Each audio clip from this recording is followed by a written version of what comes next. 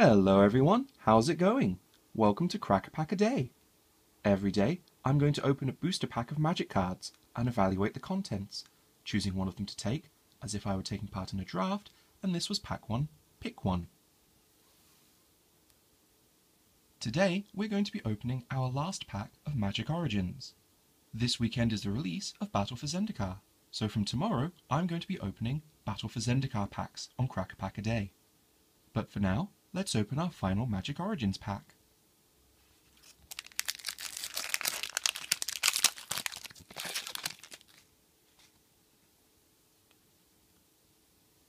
Fetid Imp, a 1/2 imp for 1 and a black. It has flying, and you can pay black to give it Death Touch until the end of the turn. Despite the fact that a cheap creature with Death Touch is very useful, especially one with flying, which allows it to block more things, the fact that this has only 1 power is much of a downside in Magic Origins. It's a very aggressive format, and you'd really rather have 2 or greater power on your creatures. In a control deck, Fetid Imp would be a great early drop, enabling you to build up to a better late game. Unfortunately, there isn't really a control deck in Magic Origins, so Fetid Imp sort of doesn't really have a good place. All in all, it's not going to be my first pick. A Crowan Sergeant, a 2/2 human soldier for 2 and a red. It has First Strike and Renown 1. A 2/2 First Strike for 3 is a very respectable card. A 3/3 First Strike for 3 is downright good. But to make it a 3/3, you've got to attack with it and deal combat damage to your opponent. The 2 power with First Strike does help that somewhat, but it's entirely possible your opponent could double block, or use a combat trick in order to kill this. A 2 power First Striker on the defensive is also pretty good. Overall, a Crowan Sergeant is a very solid card and might be my first pick. Yoked Ox, an 0/4 Ox for white. At best, Yoked Ox is a sideboard card. You'd bring it in games 2 and 3 against a deck that's much faster than yours. That way it can hopefully block your opponent's earlier blocks, and you can have a slightly better later game. But there's no way that an 0/4 for 1 should be going into your main deck as standard. As a sideboard card, I won't be taking this first. Catacomb Slug, a 2/6 slug for 4 and a black. Catacomb Slug is a distinctly underpowered card. For the mana, you'd expect something a little bit bigger, and the fact that it only has 2 power just makes it even worse. Overall, I think Catacomb Slug is a very bad card, and I won't be taking it. Nivix Barrier, an 0/4 Illusion Wall for 3 and a blue.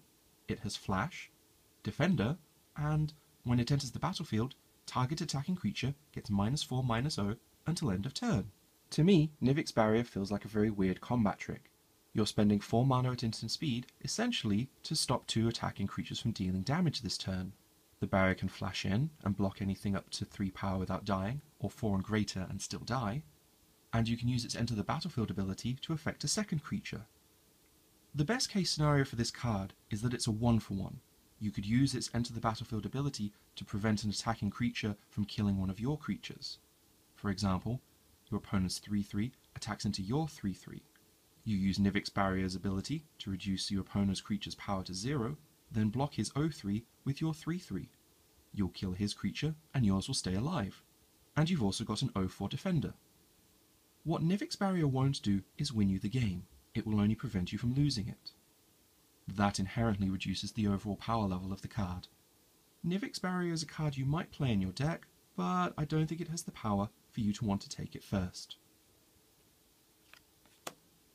Bellows Lizard, a 1/1 lizard for red. You can pay 1 and a red to give it +1/+0 until the end of the turn. Like most 1/1s for 1, Bellows Lizard isn't a very good card. The ability just isn't good enough to bring the power level of the card up to the point that you want to put it in your deck. I'm not going to be picking Bellows Lizard here. Leaf Gilder, a 2/1 elf druid for 1 and a green. You can tap it to add green to your mana pool. The 2/1 body for 2 is a little on the small side for the mana cost, but the tap ability more than makes up for it.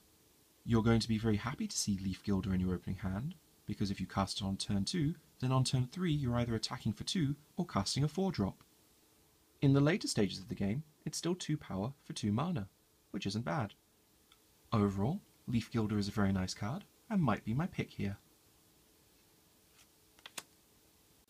Toppan Freeblade, a 2/2 human soldier for 1 and a white. It has vigilance and renown. Toppan Freeblade is probably one of the best commons in Magic Origins. A 2/2 for 2 is alright, and then it adds 2 good abilities to it. If you cast Toppan Freeblade on turn 2, you're probably well on the way to winning the game. Later in the game, it's still a 2/2 for 2, which is respectable enough, but if you can get it down early, it's going to do a lot of work. Overall, I think Toppan Freeblade is the best card in the pack so far. Ringwarden Owl, a 3/3 bird for 3 blue. It has flying and prowess. A 3/3 with flying is a nice body, but I'm not too fond of paying 5 mana for it. The prowess does help by potentially boosting it up to a 4/4, and sometimes a 5/5. I think Ringwarden Owl is a solid card, but maybe not quite powerful enough to consider taking it first. Our first uncommon is Sphinx's Tutelage, an enchantment for 2 and a blue. Whenever you draw a card, target opponent puts the top 2 cards of his or her library into his or her graveyard. If they're both non-land cards that share a colour, repeat this process. You can pay 5 and a blue to draw a card, then discard a card. If Magic Origins were a slightly slower set, Sphinx's Tutelage might have a home.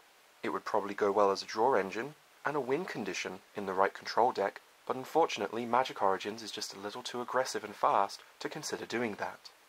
I'm not going to be taking Sphinx's Tutelage.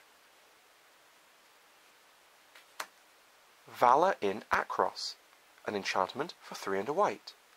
Whenever a creature enters the battlefield under your control, creatures you control get +1/+1 until end of turn.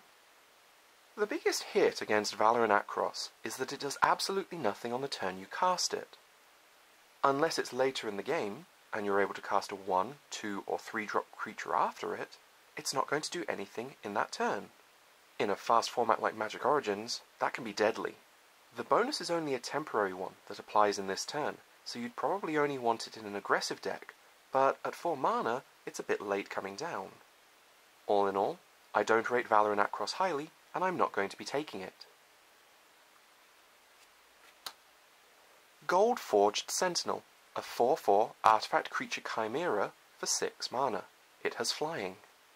This is an okay card. A 4/4 flyer for 6 is a little expensive, but that's a hefty body. Your opponent's probably going to have to spend a decent chunk of removal to get rid of it. On the other hand, as a 6-drop, it's only going to come down later in the game. I think Gold Forged Sentinel is a reasonable card, but it's not something you want to take first.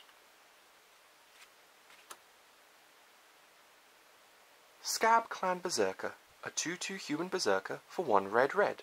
It has haste, renown 1, and whenever an opponent casts a non-creature spell, if Scab Clan Berserker is renowned, it deals 2 damage to that player. A 2/2 haste creature for 3 isn't a bad deal. It's not great, but it isn't bad. And, the truth is, if you attack with it on the turn you cast it and deal damage to a player, then it's effectively a 3/3. I don't think the additional ability is worth taking into consideration. If it happens, and you manage to deal some damage to your opponent, it's a nice bonus, but it's not something you're going to guarantee, simply because you don't know what your opponent has in their deck. The double red in the casting cost makes it a little bit awkward to cast on turn 3.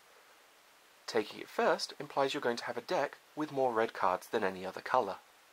Overall, Scab Clan Berserker is a reasonable card, but I don't think I'm going to be taking it first here.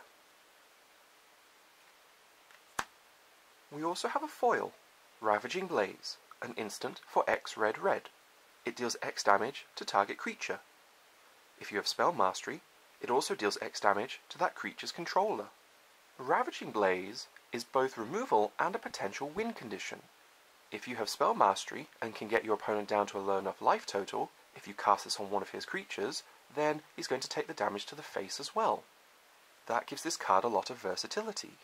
Now, an X red spell isn't very efficient, but it is powerful, especially towards the later parts of the game where you can pump all your mana into it.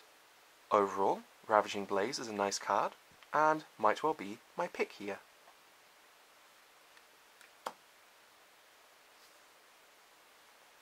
We also have a forest and a Liliana emblem.